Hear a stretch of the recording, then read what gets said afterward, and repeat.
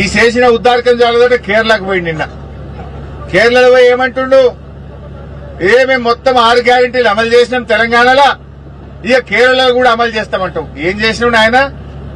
SC ఎస్టీలకు పట్టాలు ఇచ్చినావు, ఎస్సీ ఎస్టీ డిక్లరేషన్ అమలు చేసినావు, రైతు డిక్లరేషన్ అమలు చేసినావా, మహిళలకు మహాలక్ష్మి 2500 ఇచ్చినవా, అవ్వా తాతలకు 4000 పెన్షన్ ఇచ్చినవా, రుణమాఫీ పూర్తి చేసినవా, 15,000 రైతు బంధు ఇచ్చినవా, తులం బంగారం ఇచ్చినవా, ఆడపిల్లలకు స్కూటీలు ఇచ్చినవా, జర్నలిస్టులకు అక్రిడేషన్ కార్డు ఇచ్చే తెలివి కూడా అయిపోయాయి నీకు. ఇంకా పోయి కేరళలో పోయి ఎందో మాట్లాడుతుండు. ఇక కూట్ల రాయి తీయనుడట, ఏట్ల రాయి తీయడానికి పోయిండట.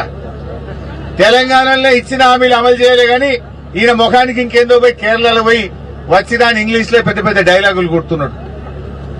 ఎట్లా ఉందంటే ఇంట్లో ఈగల మోత అంటే అదేంది కేరళ పోయి పల్లకిలు మోస్తున్నాడు. తెలంగాణలో ఏం జరుగుతుంది మనం చూస్తలేమా? తెలంగాణలో నిన్న అదేంది గ్రామ సభలైనవి. గ్రామ సభలల్లో అక్క చెల్లెలు తిరగబడ్డారు నీ అధికారుల మీద, నీ ఎమ్మెల్యేల మీద, నీ మంత్రుల మీద. ఏమైంది 4000 పింఛనని అవ్వా తాతలు గ్రామ సభల్లో నిలదీసిను నిన్ను.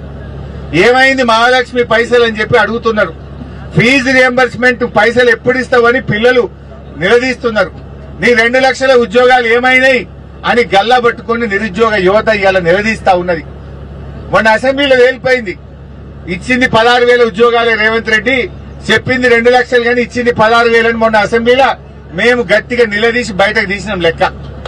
16,000 ఇచ్చిండు, మోసం చేసిండు రేవంత్ రెడ్డి అనే ముచ్చట ఇవాళ నిరుద్యోగ యువతకు అర్థమైపోయింది. ఇప్పుడు ఇంట్లో ఈగల మోతుంటే కేరళ పోయిన పల్లకీలు మోస్తుంది. నీ ఇల్లే చక్కగా లేదు, ఇక్కడ ఇచ్చిన 6 గ్యారెంటీలు అమలే చేయలేదు. ఈయన పోయి కేరళలో ఏమో చేసినామంటుండు. పోదా కొడంగల్కి వస్తావరా? కొడంగల్ ఏ ఊరు కోదామో చెప్పు. 100% రుణమాఫీ అయిన ఊరు ఉందా కొడంగల్లో?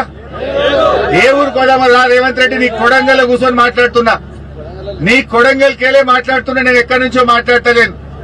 ఏ ఊర్లో పోయినా ఏ తండాలో పోయినా రుణమాఫీ కాని రైతులు బాధపడతా ఉన్నారు. నీ మాట నమ్మి 2 లక్షల మీద ఉన్న పైసలు కడితే కొత్త అప్పులైనవి తప్ప ఉన్న అప్పు తీరలేదు. రైతుల అరే రైతు బంద్ వేసే ముఖం లేదు నీకు, నీ తెలివికి. కరోనా వచ్చినా కేసీఆర్ బరాబర్ రైతు బంద్ వేసిండు.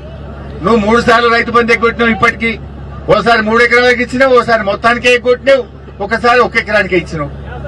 రైతు బంద్ ఎగ్గొట్టినావు. పోయిన యాసంగి బోనస్ ఎగ్గొట్టిండు, ఈ యాసంగి బోనస్ కూడా గోవిందనే. ఈ ముఖం ఇచ్చే ముఖం కాదు, అందుకే సప్పుడు ఎత్తలేదు. ఇక ఈ అందానికట కేరళలో పోయి నేనేమో ఏం పడగొట్టినావు నువ్వు? ఉన్న రైతు బంధు ఉడగొట్టినావు.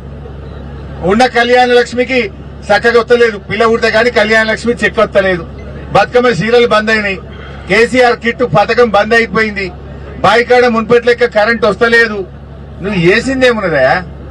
ఉన్నాయి ఉడగొట్టు తప్ప నువ్వు కొత్తగా చేసిందేమన్నా ఉన్నా? అది ఎస్సీ ఎస్టీలకు కనీసం నిధులు కూడా విడుదల చేయకుండా ఇవాళ మోసం చేస్తా ఉన్నావు. ఇవాళ కేరళ వాళ్ళు నీకంటే తెలివైన వాళ్ళు, రేవంత్ రెడ్డి బాగా చదువుకున్న వాళ్ళు. నువ్వు పోయి చెప్తే నమ్మేవాళ్ళు. కేరళ ప్రజలు అన్ని విషయాలను ఎందుకు గూగుల్లో కొట్టి రాదా బయటకు?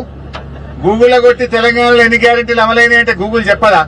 మహాలక్ష్మి ఎగగొట్టిండు, ఈయన 4,000 పింఛన్ ఎగ్గొట్టిండు, రైతు బంధు 3 పంటలకు ఎగ్గొట్టిండు, రుణమాఫీ పావులో చేసి భార్య ఎగ్గొట్టిండు అని గూగుల్ చూపియదా రేవంత్ రెడ్డి? నువ్వు పోయి కేరళలో చెప్తే నిన్ను నమ్ముతారనుకున్నావు. నువ్వు మహారాష్ట్ర పోయినావు, ఆడ కాంగ్రెస్ ఓడిపోయింది. నువ్వు కేరళ పోయినావు, ఆడ కూడా విక్తుంది.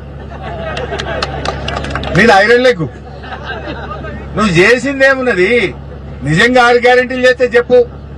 ఏడ మాట్లాడదాం. నేను కొడంగల్లే అడుగుతున్నా. ఏ తండాకు పోదాం, కొడంగల్ ఏ ఊరికి పోదాం చెప్పు. రుణమాఫీ అయిందేమో అడుగుదాంపా. ఏ ఊరికి పోయావు? ఈ కొడంగల్లా ఈ తండాలకు ఈ ఊర్లకు ఇంటింటికి మంచినీళ్లు ఇచ్చింది బీఆర్ఎస్ ప్రభుత్వం కాదా? దవాఖానా కట్టింది మేం కాదా? ఫైర్ ఇంజన్ తెచ్చింది మేం కాదా? కొడంగల్ కోస్గికి ఎన్ని నిధులు తెచ్చిండు మా నరేందర్ రెడ్డి అప్పుడు? ఎన్నో చెక్ డ్యాములు కూడా కట్టినాం.